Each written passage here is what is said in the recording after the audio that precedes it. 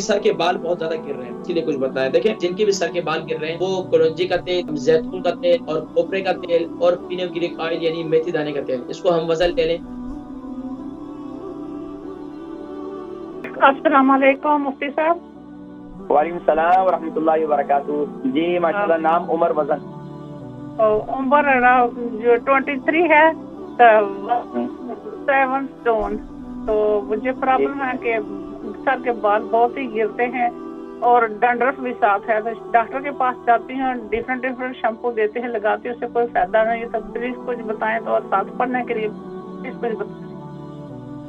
ठीक है, प्रोग्राम देखें, मैं जिक्र करता हूँ इंशाल्लाह। उनके सर के बाल बहुत ज्यादा गिर रहे हैं और बहुत ज्यादा जो है क्या नाम है गिर रहे हैं, इसके लिए कुछ बताएं। देखें कि अगर सर के बाल बहुत ज्यादा गिर रहे हैं, जैसे कि मैंने अभी पिछली दफा भी अभी पूरा एक बतलाया कि जिनके भी सर के बाल गिर रहे हैं वो कलौंजी का तेल, जैतून का तेल और खोपरे का तेल और फिनोग्रीक ऑयल यानी मेथी दाने का तेल, इसको हम वजन ले लें, इसको पाबंदी से सर पर लगाएं तो इंशाल्लाह आपके सर के बाल जो है गिरना बंद हो जाएंगे।